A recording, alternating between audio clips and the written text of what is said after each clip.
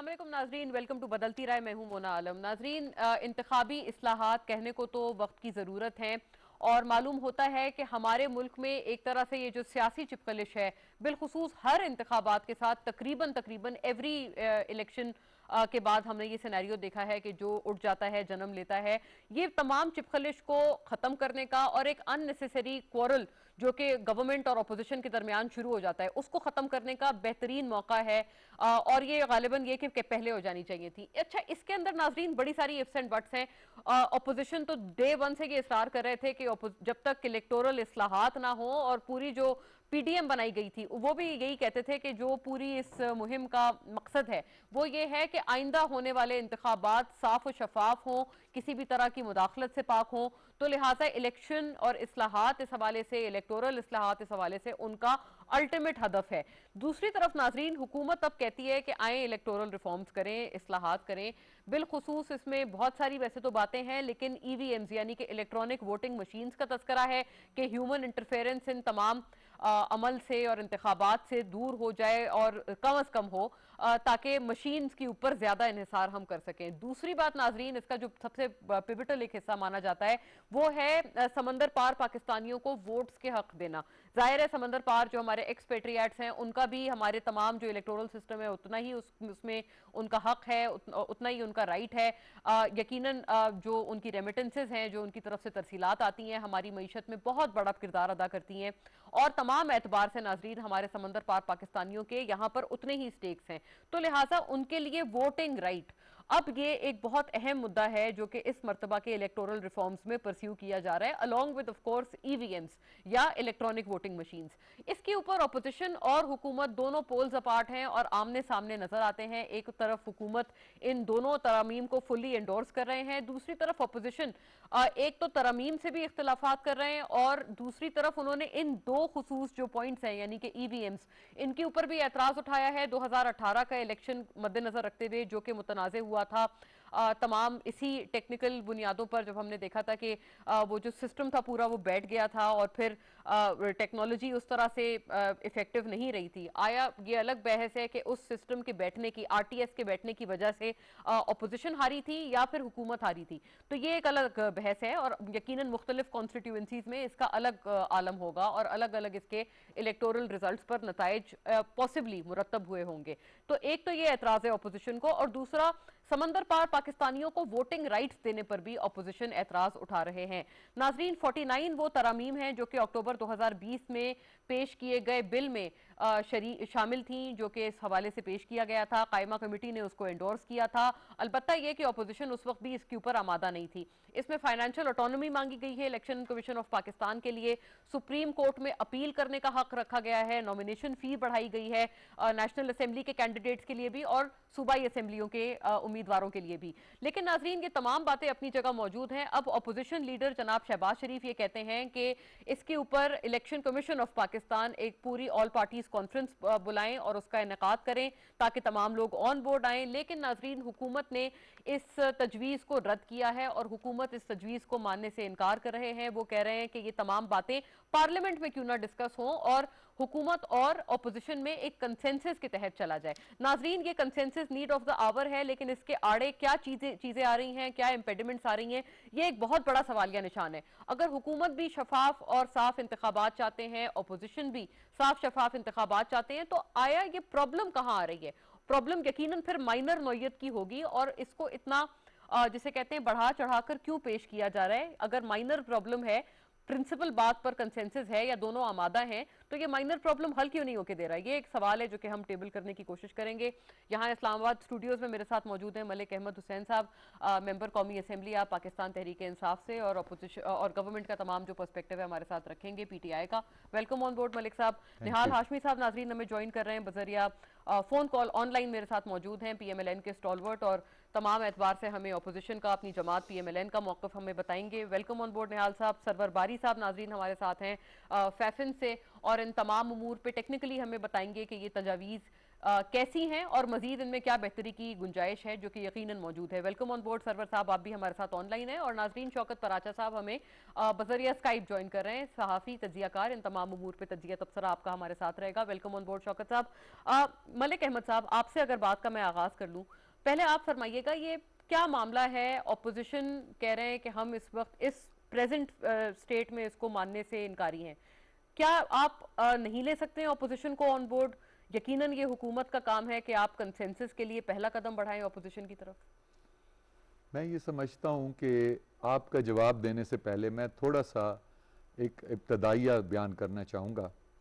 हम पॉलिटिशियंस जब हम इलेक्शन लड़ते हैं या हम एक बतौर इंसान जब हम सियासत के मैदान में आते हैं तो इसकी रिक्वायरमेंट्स क्या होनी चाहिए।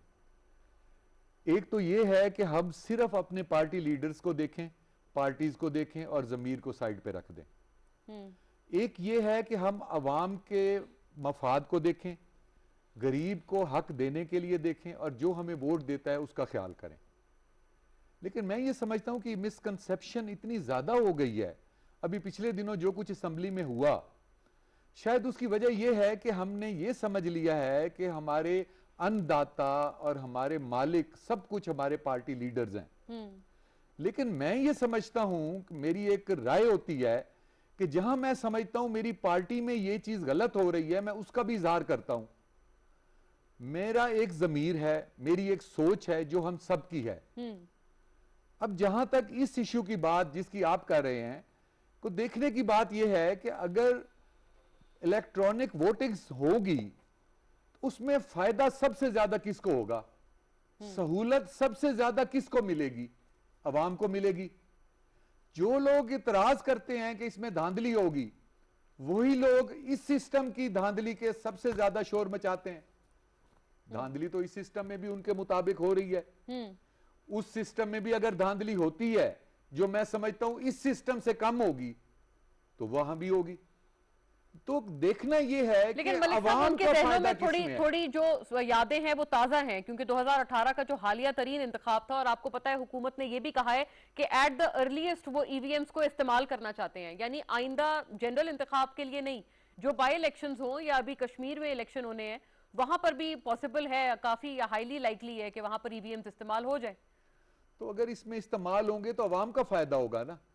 इसमें इस्तेमाल होने से जिस तरह वोटिंग का एक तरीका कार चेंज हो जाएगा, धांधली कम हो जाएगी, हमारे जो लोग हमें वोट देते हैं उनको सहूलत होगी। उन हमारे सियासतदानों ने अवाम की सहूलत का नहीं सोचना। मलिक साहब, जो आरटीएस बैठ गया था, मैं समझता हूं कि वो मिसकंसेप्शन है। उसमें रिजल्ट्स पे कोई फर्क नहीं पड़ता। जो एक सिस्टम है ना, वो एक नेचुरल सिस्टम है कि उस्तादों के जरिए रिजल्ट आता है। वो रिजल्ट कहीं भी नहीं जा सकता। जहां उनको शक हुआ, उन्होंने उसकी दोबारा वोटिंग गिनती कराई और उसमें हर चीज क्लियर हो गई। कोई उसमें मेरा ख्याल है इबहम नहीं रह गया। लेकिन अगर ये इलेक्ट्रॉनिक सिस्टम, मैं आपको थोड़ी सी मिसाल देना चाहूंगा कि 2000 मेरा ख्याल है 90s की बात है, ये 94-95 में एहसन इकबाल साहब ने खुद कहा कि 2010 में हम जो है 2010 में हम बिल्कुल कंप्यूटराइज्ड सिस्टम लेके आएंगे। और उसमें वोटिंग, इसकी वोटिंग की इलेक्ट्रॉनिक होने की भी बात थी। खुद वो इस चीज के डिजिटल सिस्टम के लाने के वो हक में थे। और खुद उन्होंने, मैंने खुद अपने कानों से सुना, उन्होंने कहा हम डिजिटल सिस्टम ले आएंगे, डिजिटल इलेक्ट्रॉनिक वोटिंग ले आएंगे और इससे अवाम को फायदा होगा। सही है। और आज वही मुखालफत अगर करते हैं। इसके अलावा जो आपने बात की है कि वोटिंग के लिए जो बाहर हमारे पाकिस्तानी जो पाकिस्तान से बाहर रहते हैं कि उनको, अब देखें, एक पाकिस्तानी का बेसिक राइट है कि उसे वोट डालने का हक होना चाहिए। वो पाकिस्तान में है, वो पाकिस्तान से बाहर है। जो शख्स किसी के पाकिस्तानी के वोट के डालने के हक को डिनाई करता है, मैं समझता हूं ये उसकी क्रिमिनल इंटेंशन है। अच्छा, मैं थोड़ा सा इसको आगे ले जाऊंगा। देखें, अपनी पार्टी को खुश करें, अपने लीडर्स को बेशक खुश करें, लेकिन जमीर को कहां ले जाएंगे। राइट। निहाल साहब, आप बताइए ये क्यों हक नहीं है समंदर पार पाकिस्तानियों का? इतने बड़े वो कंट्रीब्यूटर्स हैं और आया हैं तो Pakistani at the end of the day, अगर वो वोट कर पाए तो क्या इसके ऊपर एतराज है? अगर कोई एतराज है तो क्या आप कंसेंसस से मामला हल नहीं कर सकते? और एहसन इकबाल साहब के जिस स्टेटमेंट को मलिक अहमद साहब कोट कर रहे हैं कि वो पहले खुद हामी हुआ करते थे इलेक्ट्रॉनिक वोटिंग के, और आपको पता है हमारे अक़ब में भारत में भी हो रही है, खासा रिलेटिवली बेहतर निजाम है। बिस्मिल्लाहिर्रहमानिर्रहीम। बुनियादी बात यह है कि गवर्नमेंट के पेट में इतना मरोड़ क्यों उठ रहा है, और खास करके पीटीआई के लोगों के। दूसरी बात है कि ये जो डोमेन है ये इलेक्शन कमीशन ऑफ पाकिस्तान का है, जो एक सॉवरेन और इंडिपेंडेंट इदारा है। गवर्नमेंट ऑफ पाकिस्तान या पीटीआई की जिम्मेदारी नहीं है इलेक्शन के इनेकाद को या उसके कराने का या उसमें साफ शफाफियत कराने का। ये गवर्नमेंट ऐसा समझ रही है कि ये भी नैब की तरह इसके ऊपर हावी हो जाएंगे और उसको अपने मन मर्जी इस्तेमाल करेंगे, ये एफआईए की तरह। इलेक्शन कमीशन ने इनके सारे अमल पे ऑलरेडी एतराज किया है और करने के बाद उन्होंने सुप्रीम कोर्ट से भी रुजू करने का फैसला किया। अगर इलेक्शन कमीशन इससे मुतमईन नहीं है तो फिर सियासी जमातें और आम पाकिस्तानी इससे कैसे मुतमईन हो सकते हैं। दूसरी बात, अभी इलेक्शन इलेक्ट्रॉनिक मशीन के बारे में कोई फाइनल फैसला नहीं हुआ है। अवान में इदारों के दरमियान और पॉलिटिकल पार्टी और अवाम के दरमियान मौजूदा हुकूमत ने किसके ईमा पे और किसके ख्वाहिश पे और किस अथॉरिटी के तहत उन्होंने इलेक्ट्रॉनिक वोटिंग मशीन खरीदने के लिए ऑर्डर प्लेस कर दिया है। तो ये अपना ये एक धांधली का एक अजीमुशान मंसूबा बनाना चाहते हैं। और सबसे बड़ी बात यह है, मैं मलिक साहब की बात सुन रहा था, बहुत अच्छी बातें की, मगर एक बात की यहाँ पे कमी थी। वो कमी ये थी कि इंटेंशन और ईमानदारी, ये कौन लोग हैं जो बेईमानी करवाते हैं इलेक्शन में? ये कौन लोग हैं जो लोग इंटेंशन उनकी होती है कि हकदार को हक से महरूम कर दिया जाए, और जो लोग हैं जिनका फ्री विल है वोट डालना, उसकी फ्री विल पे लोग आके काबिज हो जाएं और रिजल्ट को तब्दील कर दिया जाए। बुनियादी तौर पे हर इकाई, हर इदारा, हर फर्द, हर ग्रोह अपनी जिम्मेदारी अल्लाह को हाजिर नाजिर जान के अगर ऐसे तरीके से करे। देखिए, पाकिस्तान बनते वक्त इलेक्ट्रॉनिक वोटिंग मशीन नहीं थी, मगर मुसलमानों ने अपनी जज्बा ईमानी से, ईमानदारी से वोट दिया। और आपको क्रेडिट देना होगा उस वक्त के इलेक्शन के प्रोसेस को कि पाकिस्तान मारूज वजूद में आया, पाकिस्तान वोट के जरिए मारूज वजूद में आया था, और वो ईमानदारी और बड़े क्लियर इंटेंशन के साथ। तो अगर आज से 73-74 साल पहले ईमानदारी हो सकती थी तो आज क्यों नहीं हो सकती है? आज तो हम बड़े खुशहाल हैं, हम लेकिन आजाद निहाल हैं, साहब, आप सारा जो मलबा है या जो सारा जो आप पूरा प्रोसेस है वो आप ईसीपी के हवाले क्यों कर रहे हैं? क्योंकि पार्लियामेंट भी तो सॉवरेन है ना, पार्लियामेंट से सॉवरेन तो कोई इदारा नहीं। पार्लियामेंट का काम इलेक्शन कराना नहीं है लेकिन ये काम इलेक्शन कमीशन ऑफ पाकिस्तान का नहीं, पार्लियामेंट का काम नहीं है इलेक्शन कराना। सर लेकिन पार्लियामेंट का काम लॉ बनाना तो है ना, लेजिस्लेशन करना है। लॉ बनाना हमारा काम है, लॉ लेके आए, उस पर शायद हासिल बहस हो। और जैसा शहबाज साहब ने कहा, ठीक है, इलेक्शन कमीशन एक इंडिपेंडेंट और क्रेडिबल ऑल पार्टी कॉन्फ्रेंस कराए। जो आज पार्लियामेंट में बैठे हैं, सिर्फ ये उनका इस्तेहकाक नहीं है इलेक्शन लड़ना, जो लोग पार्लियामेंट से बाहर हैं उनका भी उतना ही इस्तेहकाक है, अवामुल नास का भी है, टोटल सिविल सोसाइटी का है, मीडिया के लोगों का है, इंटेलेक्चुअल्स का है, ये सारे अपने पुरजे, ये पाकिस्तान। अच्छा, तो लिहाजा ये कि हम तमाम को इसमें तो कोई कबाहत नहीं, हम तमाम का एक पूल बनाते हैं और एक अच्छा डिबेट इसके ऊपर कराते हैं। इंटेलेक्चुअल्स भी आए, सोशल लोग भी आए, सिविल सोसाइटी से ताल्लुक रखने वाले, पार्लियामेंटेरियंस, तमाम पार्टीज, इसमें तो कोई कबाहत नहीं। लेकिन ये क्या दूर दराज है ये प्लान? नाजरीन, शॉर्ट ब्रेक, वापस आते हैं, स्टे विद अस।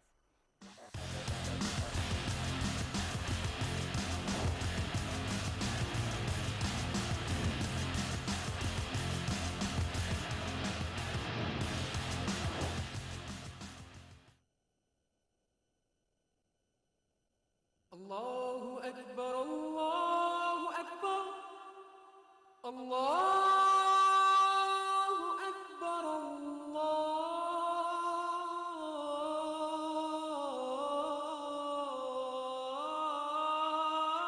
अल्लाहु अकबर, अशहदु अल्ला इलाहा इल्लल्लाह,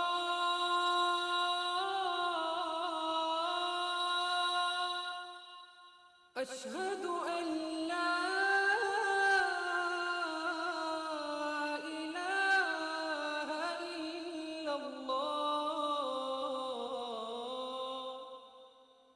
अशहदु अन्न मुहम्मदर रसूलुल्लाह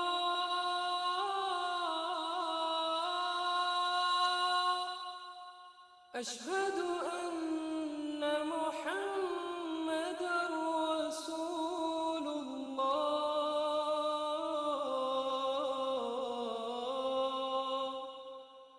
हय्य अलस सलाह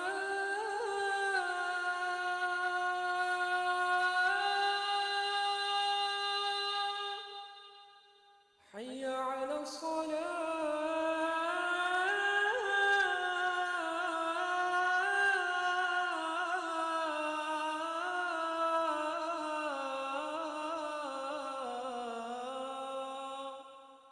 حي على الفلاح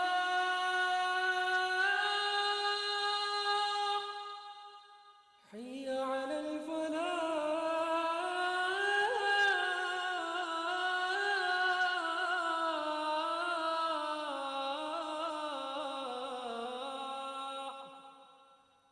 الله أكبر الله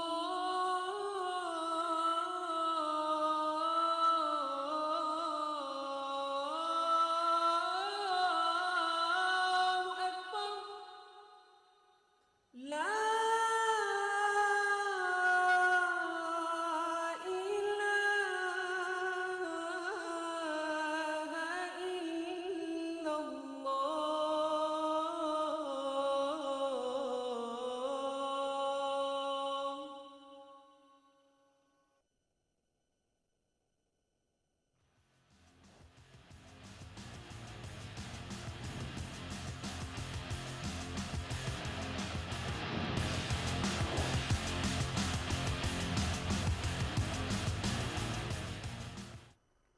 वेलकम बैक नाजरीन। ब्रेक से कबल सियासी आरा तो हमारे पास आ गई है, अब जरा एक्सपर्ट्स की जानिब चलते हैं। सरवर बारी साहब, टू यू सर, इसमें तो कोई इख्तिलाफ नहीं है कि इलेक्शंस में और पूरे ये इलेक्टोरल निज़ाम में शदीद इस्लाहात की ज़रूरत है। सर, इन योर एप्रिसिएशन, इस्लाहात क्या क्या होनी चाहिए, और ये जो EVMs हैं या समंदर पार पाकिस्तानियों को वोट देने का हक है, इसके ऊपर अपने ज़रा इनिशियल रिमार्क्स फरमाइएगा कि ये जो एक इसका एक स्ट्रेट थॉट है वो तो ठीक आता है इसके हवाले से, फिर क्या प्रॉब्लम कहाँ आ रही है, कॉन्फ्लिक्ट कहाँ है? लेकिन पहली बात तो ये है कि बुनियादी तजाद जो है वो हुक्मरान जमात और जो हिज़्ब इख्तिलाफ है उनके दरमियान शदीद तनाव है जब से 2018 के इंतखाबात हुए। लेकिन इसके बावजूद ये पाकिस्तानी अवाम की ज़रूरत है कि दोनों जो साइड्स हैं, यानी हिज़्ब इख्तिलाफ और हिज़्ब इक़्तिदार, वो बैठकर, ये बहुत बड़ा मसला है कि जो पाकिस्तान में जो भी इंतखाब होता है जिसमें करोड़ों लोग वोट डालते हैं और फिर हारने वाले कभी उसको मानते नहीं। तो पहली बात तो ये है कि कंसेंसस बनाना जरूरी है।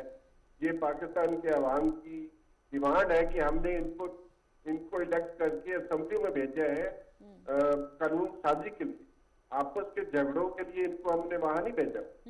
दूसरी बात ये है कि 115 ममालिक में जो ओवरसीज उनके सिटीजन है, 115 ममालिक के सिटीजन जो दूसरे मुल्कों में रहते हैं, उनको हक है वोट डालने का। तो पहली बात तो ये है। दूसरी बात ये है कि पाकिस्तान का हर शहरी जहां पर भी वो मौजूद है, जब तक वो पाकिस्तान का शहरी है, उसके साथ डिस्क्रिमिनेशन नहीं हो सकती। वो आइन के आर्टिकल 25 की खुल्लम खुल्ला खिलाफ वर्जी है। उनका भी हक है जो लोग बाहर रहते हैं कि उनकी नुमाइंदगी हमारी असेंबलियों में मौजूद हो, सवाई असेंबली में हो, लोकल गवर्नमेंट में हो, कौमी असेंबली में हो। तो ये एक बुनियादी बात है कि हमारे यहाँ जो वो यूनिवर्सल सफरेज है, उसके तहत हम तकरीबन 90 लाख पाकिस्तानी पाकिस्तान से बाहर रहते हैं, उनकी कोई नुमाइंदगी नहीं है। ये बहुत ज्यादती है उनके साथ। तो इसलिए एक तो पाकिस्तान के आइन और कानून की खिलाफ वर्जी है, इलेक्शन एक्ट की खिलाफ वर्जी है, और उनका जो एक हक बनता है वो उनसे छीना जा चुका है, वो वापस उनको मिलना चाहिए।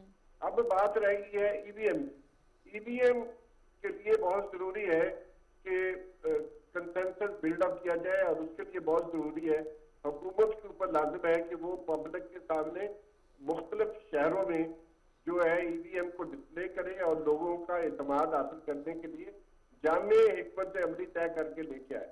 तीसरी बात ये है कि ये इलेक्शन कमीशन का काम नहीं है, काम तो पार्लियामेंट का। सही, राइट, अभी एक राइट। साथी कह रहे थे कि ये सबका निहाल काम है, हाशमी सबका साहब ये काम कह रहे नहीं थे है। कि ये ईसीपी कानून साजी जी, करना सिर्फ और सिर्फ हमारी पार्लियामेंट का राइट है, ना इलेक्शन कमीशन का राइट है और ना ही किसी और इदारे का राइट है। तो इसलिए बुनियादी काम जो है हम समझते हैं कि होना चाहिए और 115 ममालिक ने अगर हक दिया हुआ है तो हम भी दें। अब बात यह है कि अच्छा तरीकाकार क्या होना चाहिए। तो 6 तरीके जो है वो दुनिया में इस वक्त राज है। पहला तो है इलेक्ट्रॉनिक वोटिंग, कि आप दूर रहते हैं, इन पर्सन वोटिंग है दूसरा। तीसरा ये है कि कई ममालिक फैक्स मशीन के जरिए वोट डालते हैं बाहर से लोग, जैसे न्यूजीलैंड है, ऑस्ट्रेलिया है। और जो इलेक्ट्रॉनिक वोटिंग है वो एस्टोनिया इस वक्त नंबर 1 पे। उसके अलावा पोस्टल वोटिंग जो है वो अमेरिका में राइज है। लाखों करोड़ों लोगों ने पिछले इंतखाबात में अमेरिका के शहरियों ने पोस्टल वोट के जरिए वोट डाला था। तो बहुत सारे दुनिया में तरीकाकार हैं, हम तय करें कि हमने कौन सा तरीका इख्तियार करना है। ठीक, राइट, लेकिन ये राइट। जो है पिछली 6 दहाइयों से पाकिस्तान के अवाम जो मुल्क से बाहर है, जिनके खानदान इस मुल्क में बैठे हैं, जो अरबों डॉलर इस मुल्क को भेजते हैं और उनका ये हक भी है और उनको हम जो नुमाइंदगी के जो हक से महरूम रखा हुआ है, ये ज्यादती खत्म होनी चाहिए। ठीक है, अगले राइट सर। इंतखाबात में सबको हक मिलना चाहिए। बड़ा वाज़ेह आपका आगे, आप इंडोर्स कर रहे हैं दोनों बातों को, फुली इंडोर्स कर रहे हैं रादर, ईवीएम्स को भी और एक्सपैट के वोटिंग राइट्स को भी। और आपने ये भी फरमाया कि ईसीपी का काम नहीं है, ये पार्लियामेंट का है। तो ये पार्लियामेंट में भी शौकत साहब हू का आलम हमने देखा पिछले दिनों, कोई पुरानी बात नहीं है जब, और आपको पता है ये तो एक एक्सट्रीम लेवल पर ये पैमाना लबरेज इस मर्तबा हो गया, वरना इससे पहले भी 2018 के इंतखाबात के बाद ऐसी एक रंजिश पैदा हुई है गवर्नमेंट और अपोजिशन के दरमियान कि ये सुलझाए नहीं सुलझ रही। तो ऐसे में पार्लियामेंट क्या ये काम कर पाएंगे? ये तो बड़ा मुश्किल काम है। बड़ी मेहरबानी।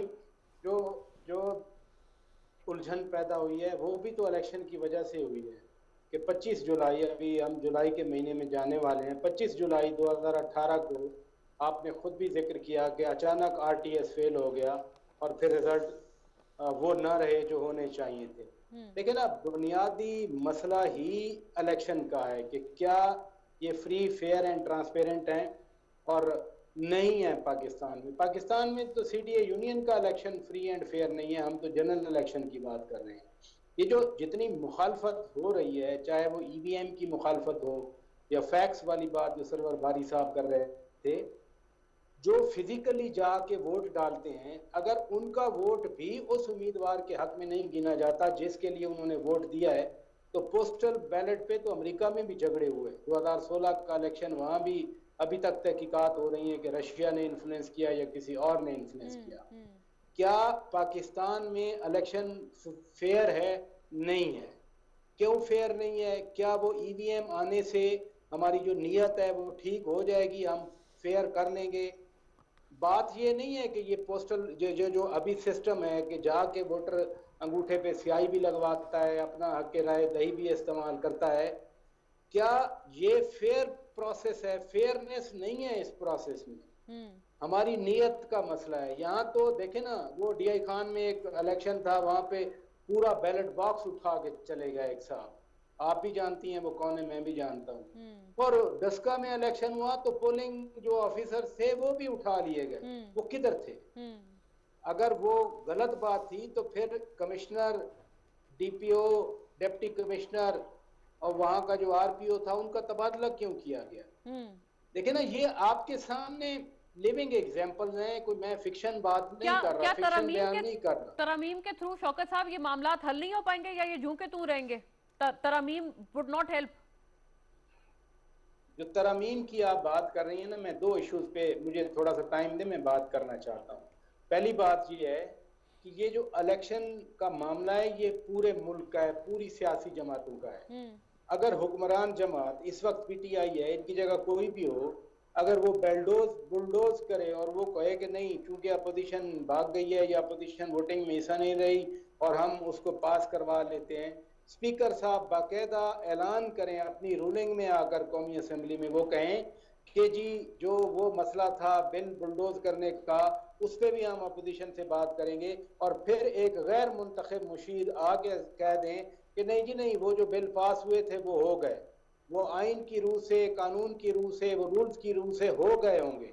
मैं इसको कॉन्टेस्ट नहीं करता, लेकिन स्पीकर साहब की रूलिंग का मैं क्या करूं? और स्पीकर साहब अगर रूलिंग ना भी देते वो वाली, फिर भी हम समझते हैं कि सिर्फ ये पीटीआई का मसला नहीं है कि फेयरनेस हो पोलिंग में, या पीटीआई का मसला नहीं होना चाहिए कि ओवरसीज को भी राइट टू वोट मिले, ये तो सारी जमातों का होना चाहिए। सही सही ये नून का भी होना चाहिए, ये लेकिन पीपल्स नहीं पार्टी है, का यही होना बात है कि चाहिए। वो तो इसको इन प्रिंसिपल भी नहीं मान रहे हैं। आपको पता है अल्टीमेटली जो इस पे इन जरा बात प्रिंसिपल मजीद। इसलिए नहीं, सुने सुने सुने, इन प्रिंसिपल इसलिए नहीं मान रहे कि उनको फेयरनेस नहीं नजर आ रही। वो टेक्नोलॉजी का जो यूज हो रहा है, वो समझते हैं कि ये टेक्नोलॉजी उनके के खिलाफ जरिए जाएगा, यस ऐसी ठीक है। हाँ हाँ। ऐसी सोफिस्टिकेटेड धांधली होगी कि जिसका बाद में बात ही नहीं की जा ओ सकेगी। ये अच्छी बात की अहमद हसन डीहर साहब ने भी और सरवर बारी साहब ने भी, कि जाएं लोगों को बताएं कि इसमें ट्रांसपेरेंसी का एलिमेंट है, इसमें फेयरनेस ठीक का है एलिमेंट ठीक है, इसमें शफाफियत है। जब तक मैं कहता हूं, मैं किसी सियासी जमात मतलब से आप, नहीं हूं, हाँ आप कह रहे हैं मैं अपोजिशन के साथ एज साथ अ ये जो सिटीजन वोटर्स हैं ऑफ वो भी मुतमईन पाकिस्तान, नहीं है फिलहाल, एज जब तक उनको। अ सिटीजन ऑफ पाकिस्तान, जब तक मैं सेटिस्फाइड नहीं सही, होऊंगा ना फाइन कि फाइन। चाहे वो मैनुअल सिस्टम हो या ईवीएम का सिस्टम हो, मेरे वोट को जिसके खाते में मैं वोट डालूंगा उसी के काउंट किया ठीक है, जाएगा। राइट, फेयर आपका इनफ। सिस्टम कभी ट्रांसपेरेंट नहीं ये हो सकता। निहाल हाशमी साहब को भी ऑन बोर्ड जरा ले लें, वो भी आए पूरी बात में, वो सुने क्या भी चल रहा है, इनको जरा दोबारा रिकनेक्ट करें, हम बात करें उनसे। मलिक साहब आप जरा मीनवाइल बताएं, ये तो डस्का की भी बात हुई है, डस्का का वाकई ये काफी एक तल्ख, हमने पूरा वो एपिसोड देखा, उसमें आमना सामना भी हमने देखा ईसीपी के हवाले से भी और गवर्नमेंट के हवाले से। एक तो वो एक याद है जो कि खासी ताज़ा है, जिसको बार बार कोट कर रही है ऑपोजिशन, और दूसरा जो बिल्स बुलडोज किए गए हैं उनका भी तस्करा हो रहा है, स्पीकर की रूलिंग का भी तस्करा है, इस हवाले से भी बहुत ग्रीवेंस है ऑपोजिशन के हवाले से। तो ये तो अपनी जगह आप होल्ड आप करते हैं, और अभी शौकत साहब फरमा रहे हैं कि चले ऑपोजिशन को तो आमादा क्या करना, जो वोटर्स हैं वो भी तो आमादा होने चाहिए कि उनका वोट वहीं जा रहा है जहां उसका वो इंतराज कर रहे हैं। मैं आपका जवाब देने से पहले शौकत भाई और हाशमी साहब की दो बातों का, इससे 2 मिनट दें तो मैं जवाब देना चाहता हूँ। एक बहुत बड़ी अचीवमेंट हुई है इमरान खान की इस हुकूमत में, ज़रा गहराई में जाके देखिएगा, कि कहते हैं जी नया पाकिस्तान बन गया है, नहीं बना। मैं कहता हूँ बन गया है। आपने एक हैरान कुन बात सुनी होगी कि निहाल हाशमी साहब ने कहा कि हमें इलेक्शन कमीशन के ऊपर एतमाद है। इमरान खान की वजारत उज़्मा के अंडर इलेक्शन कमीशन के ऊपर उनको एतमाद है। आपको मुबारक हो कि इदारों के एतमाद बहाल होने लग गए हैं। ये वही इमरान खान है जिसने पाकिस्तान की इज्जत गैर मुल्क में बढ़ाई है। ये वही इमरान खान है जिसने इंडिया में आज़ाद अंपायर्स, इंडिपेंडेंट अंपायर्स इंडिया की मुखालफत के बावजूद इंडिया में खिलाए। ये वही इमरान खान है जो अब ये इसके पीछे पड़ गया इलेक्ट्रॉनिक वोटिंग के, ये इंशाल्लाह उसको करवा के रहेगा। मेरा सवाल ये है कि अगर आप थंब इंप्रेशन से बैंक अकाउंट से पैसे निकलवा सकते हैं, थंब इंप्रेशन से सिम निकलवा सकते हैं, तो धांधली कहां होती है? जब पैसों में नहीं हो सकती तो वोट में धांधली कहां होगी? और दूसरी बात जो आप कर रही थी उसके बारे में, डस्का के बारे में मैं ये कहना चाहता हूं कि मुझे ये बताएं, जितनी दफा पीपल्स पार्टी या नून लीग की हुकूमत थी, बाई इलेक्शन में हमेशा ये जीतते थे या नहीं जीतते थे? और पीटीआई की हुकूमत है तो पीटीआई नहीं जीतती। तो उसमें वो तो कहेंगे ना मलिक साहब उसकी वजह सुन लें, वजह यह है कि जब हुकूमत होती है तो महंगाई की वजह, दूसरी वजह लोग थोड़े से डिसहार्ट होते हैं। सही, सही। अगर उसकी वजह से हम अगर चाहें तो हम धांधली करना चाहें तो ये हो ही नहीं सकता कि कोई इलेक्शन हम हारें, क्योंकि हम इंडिपेंडेंट कर देते हैं उन्हें, हम उसमें कोई मुदाखलत नहीं करते। हम पाकिस्तान में इंसाफ को लाने के लिए, मलिक साहब वो तो कहेंगे ना वो इसलिए जीतते थे क्योंकि उनको वोट पड़ता था। वोट नहीं पड़ता था, धांधली होती थी। और वो अब मेरिट होता है। और मैं आपको यह बताना चाहता हूं, यहां तक मैं बात खत्म नहीं करूंगा, मैं अगली बात जो आप असेंबली की बात कर रहे थे, मैं उस दिन बैठा था, स्पीकर साहब ने यह कहा कि जो अमेंडमेंट्स या जो लॉज पास हुए हैं उसके ऊपर हम बैठकर डिस्कस करेंगे और उसमें जो इलीगैलिटीज होंगे, अगर वो इलीगैलिटीज हुई तो उसको दूर किया जाएगा। और उसी बात को मिनिस्टर साहब ने सेकंड किया कि हम बैठ के डिस्कस करेंगे और उसमें अगर कोई इलीगैलिटीज हुई उसको हम सॉर्ट आउट करेंगे और अगर ना हुई तो उसको ऐसे ही रहने दिया जाएगा। कहने का मकसद ये है कि मैं अब एक मिसाल देना चाहता हूं कि एक वक्त ऐसा था 1993 में कि अपना फजलुर रहमान साहब, उस वक्त नई नई डिशें आई थी, तो फजलुर रहमान मेरे मोहतरम बुजुर्ग हैं, तो उन्होंने कहा कि डिश लगवाना कुफ्र है। और उसके 11 साल के बाद उनके अपने घर की छत पे 2 डिश लगी हुई थी। तो आज मैं आपको ये तारीख लिख लीजिएगा कि जो लोग आज मुखालफत कर रहे हैं, कल को ये होना है इलेक्ट्रॉनिक वोटिंग और उसके ऊपर आप नहीं, देखेंगे। लेकिन इस तरह से तो ना हो ना मलिक साहब, इस पे कंसेंसस तो हो ना, ये तो बात है। The consensus is necessary. चले वो तो सरवर बारी साहब भी कह रहे हैं कि पार्लियामेंट का काम है। रोज़े रोशन की तरह हर बंदा जानता है कि इसका ये पॉजिटिव है। रोज़े रोशन की तरह हर बंदा ये जानता है कि आप जो हक नहीं लेने दे रहे, जो बाहर बैठे हुए 90 लाख 80 लाख पाकिस्तानी हैं, आप उनके मुजरिम हैं अगर आप उनको वोट देने के हक को रोकते हैं। ठीक है, सच सच है। जब दिन को आप कभी रात नहीं कह सकते, ये दिन है।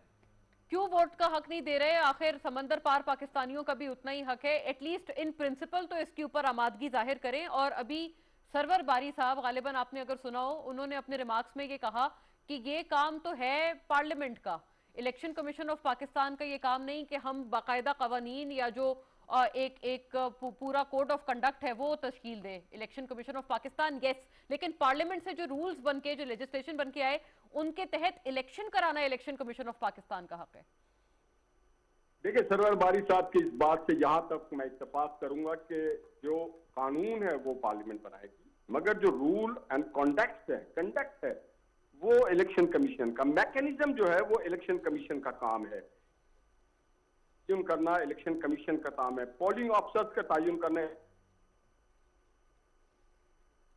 इंडिया को रेफर कर रही थी, इंडिया को मैं भी आपके साथ ही रेफर करना चाहता हूं। इंडिया ने ओवरसीज इंडियंस को, NRI नॉन रेसिडेंट इंडियंस को वोट का हक नहीं दिया है, जबकि इंडियन जो ओवरसीज हैं उन्होंने भी अरबों खरबों डॉलर इंडिया को भेजा, वहां पे बड़ी बड़ी एयरलाइन लगाई, बड़ी बड़ी इंडस्ट्रीज लगाई, but they are not allowed to लेकिन वो नेशनल्स तो नहीं, उनके यहाँ तो ड्यूअल नेशनैलिटी है ही नहीं।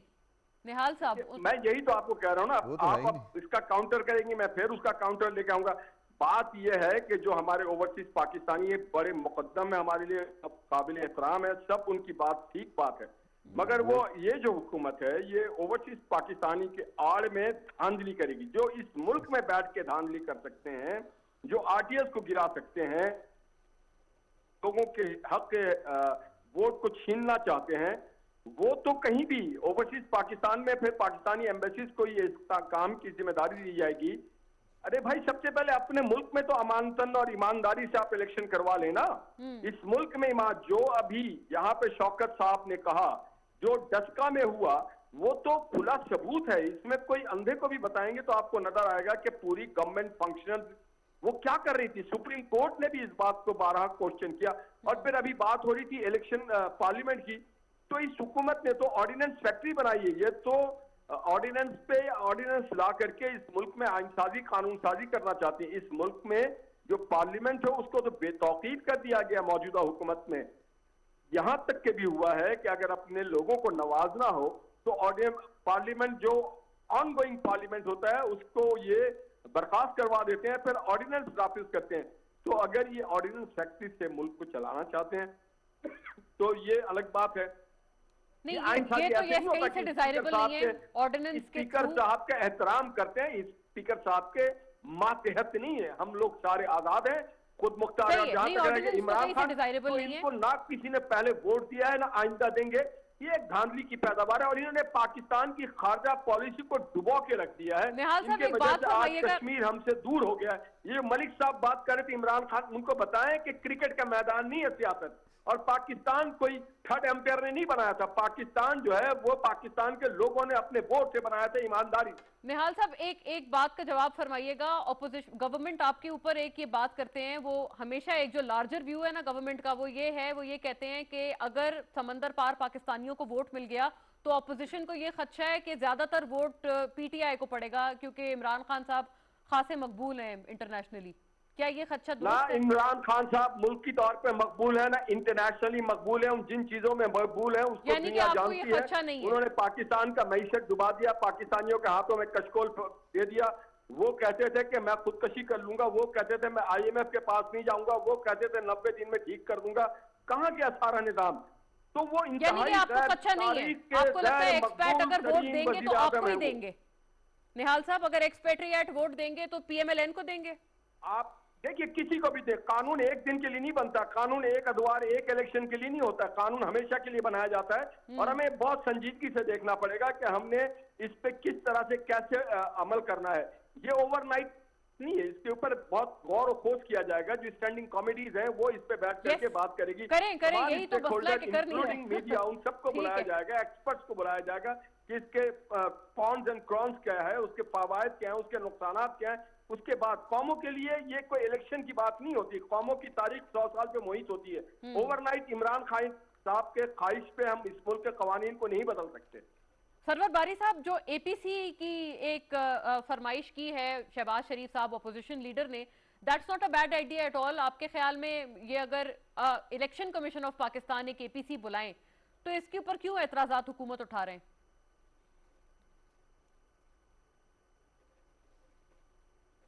सरवर बारी साहब,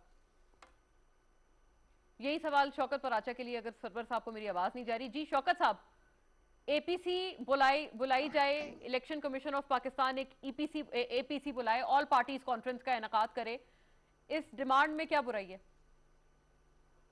कोई बुराई नहीं है। और अगर पार्लियामेंट में बहस की जाए तो फिर क्या बुराई है? कोई बुराई नहीं है। हाँ, जो बार बार मैं कह रहा हूं, यानी कि आया ये कि गोया ये कि बहस तो की जाए, इसके ऊपर तो आमादगी ये दोनों का इजहार कर रहे हैं, लेकिन वेन्यू पे इख्तिलाफ है। सुने, वेन्यू की बात नहीं है। नहीं, these are two different things. It's not merely the venue. जी, जब आप बाहर डिस्कशन करेंगे तो उसमें आप सरवर बारी साहब को भी बुलाएंगे, उसमें जो कमर दिलशाद साहब हैं, आप उनको भी, साबिक सेक्रेटरी इलेक्शन कमीशन है, आप उनको भी बुलाएंगे, आप फाफिन वालों को भी बुलाएंगे, आप जो पॉलिटिकल पार्टी इस वक्त पार्लियामेंट में नहीं है, रिप्रेजेंटेशन नहीं है उनकी, फर्ज किया सेनेट में या नेशनल असेंबली में, आप उनको भी बुलाएंगे, आप सिविल सोसाइटी को भी बुलाएंगे, आप human rights commission of Pakistan वालों को भी बुलाएंगे। जब पार्लियामेंट में डिस्कशन होगी तो पार्लियामेंट में डिस्कशन में ये कोई वो जो इस तरह के लोग हैं वो नहीं हो पाएगी। हाँ, फेयर इनफ, ठीक है। दूसरी बात ये है, पार्लियामेंट के फ्लोर पर क्या गारंटी है कि फिर बुलडोज नहीं किया जाएगा? अभी आपके सामने हुआ है ना कि 20 कवानीन जो आप कह रही थी ऑर्डिनेंस की फैक्ट्री है वो अपनी जगह पे, लेकिन अब तो हुकूमत कह सकती है ना कि हमने 20 बिल्स पास किए हैं, बट कैसे पास किए हैं वो अब कोई नहीं पूछेगा। जब तारीख में ये लिखेंगे कि कौमी असेंबली ने 20 बिल्स पास किए, ये थोड़ा लिखा होगा अपोजिशन की तरफ से कि वो बुलडोज किए गए थे, वो तो पास हो गए थे। सही। अब सेनेट की बारी आ रही है, सेनेट में वो फंस गए। सेनेट में कैसे आप पास करवाएंगे? क्या आर्म ट्विस्टिंग करेंगे? क्या बंदे तोड़ेंगे? क्या आप नो कॉन्फिडेंस की तरह 65 खड़े होंगे और 50 जो है वो वोट देंगे? क्या ऐसा होगा? वो तो ऑपोजिशन के तरफ की कहानी है, बल्कि जो ऐसा हुआ, चेयरमैन और डिप्टी चेयरमैन का इलेक्शन है उसको भी इसके साथ ही मिला ले। तो अगर ऐसा हुआ तो फिर वो जो हम कह रहे हैं कि इलेक्शन प्रोसेस जो है वो हमेशा के लिए होता है, वो एक आध इलेक्शन, वैसे तो वजीर आजम साहब कहा करते हैं ना कि पॉलिसी इलेक्शन को देख के नहीं बनाई जानी चाहिए, वो दूर रस उसके असरात को देखकर। तो यहाँ इलेक्शन रिफॉर्म्स में हुकूमत को नजर नहीं आ रहा कि भाई आपने जब अपोजिशन थी कोई उस पर बहस नहीं हुई, कहते हैं जी कमेटी में बहस हो गई। अभी आप कह रहे हैं कि पार्लियामेंट में बहस हो तो करवाएं ना पार्लियामेंट में बहस, आपको कौन रोकता है? लेकिन ये कि हाँ आप उसको एपीसी के आइडिया को आप ज्यादा एंडोर्स करें। सरवर बारी साहब, आपका क्या ख्याल है? ये शौकत पराचा साहब इज ऑफ टू व्यू कि एपीसी में जाहिर है नॉन पार्लियामेंटेरियंस की भी उसमें शमूलियत हो सकती है, और पार्लियामेंट में हम नॉन पार्लियामेंटेरियंस की शमूलियत नहीं उस तरह से देखेंगे, और बुलडोज होने का भी खदशा है, फिर डस्का का भी जिक्र हुआ। इन दो बातों पर रिस्पॉन्ड कीजिएगा। Do you endorse the APC idea? हाँ, पहली बात तो ये है कि ये अपोजिशन का राइट है कि अगर वो एपीसी करना चाहती हैं तो करें, उस फोरम को रोका तो नहीं जा सकता। लेकिन अगर मामला ये है कि अगर वो जो पार्लियामेंट की एक बालादस्ती है कानून साजी के हवाले से, अगर उसको अंडरमाइन करना चाहते हैं, और यकीनन उस जो पार्लियामेंट की सुपरमेसी है वो अंडरमाइन तो होनी है उससे, उस प्रोसेस या उसको उसके ऊपर इन्फ्लुएंस होगा। लेकिन ये कि मेरा अपना ख्याल है कि कोई इसमें कोई बुरी बात नहीं है मेरी नजर में, एपीसी बिल्कुल कर लें। और लेकिन ये कि उसमें अगर तो ये ज़ेर बहस आना है कि किस तरह जो गवर्नमेंट की तजवीज़ है, इलेक्टोरल रिफॉर्म्स हैं, उनमें किस तरह अगर वो समझते हैं कि कौन सा ऐसी शिक है, कौन सा ऐसा मामला है जिसकी वजह से इलेक्शन, आने वाले इलेक्शन जो है वो मुतनाज़ बन सकते हैं, तो यकीनन उसके बारे में वो अपनी मुतबादल राय उनको पब्लिक के सामने रखनी चाहिए। ये बुनियादी बात है कि वो जो 90 के लगभग उन्होंने रिफॉर्म्स प्रपोज किए हैं, वो 1 बाई 1 जो है वो अपोजिशन अपनी मुतबादल तजावीज़ या उनको रिजेक्ट करे, ताकि पब्लिक में एक इन्फॉर्म डिबेट हम इनिशिएट कर सकें। करेक्ट। अगर सिर्फ ये है कि इनकी नीयत खराब है, वो अगले इलेक्शन हाईजैक करना चाहते हैं, ये कहना काफी नहीं है।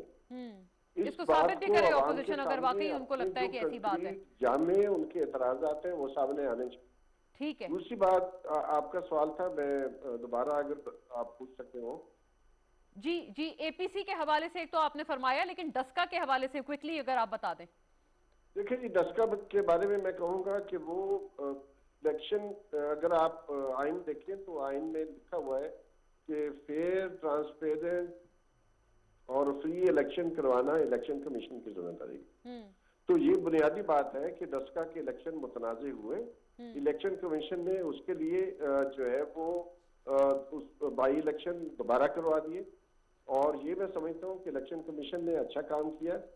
जो पहले इलेक्शन हुए वो मुतनाज़े हुए, उसमें इलेक्शन कमीशन की भी मैं समझता हूँ कि गफलत थी जिसकी वजह से ये सब कुछ हुआ। लेकिन बाद में उन्होंने उसकी रेमेडी इस तरह निकाली कि उन्होंने दोबारा इलेक्शन करवाया। ठीक है, राइट। तो लेकिन ये कि हमें ये चीज जाननी चाहिए कि अगर हम कहते हैं कि कोई चीज खराब है, इलेक्शन रिग हो गए हैं, तो ये बहुत जरूरी है कि हम देखें, हमें अवाम को बताना, पॉलिटिकल पार्टीज पर बहुत जरूरी है कि वो आपस में झगड़े जरूर करें, उनका राइट है, लेकिन अवाम को भी इन्फॉर्म करना जरूरी है। Fair enough. इसलिए free and fair election network एक इंडिपेंडेंट अदारा है हमारी नजर में।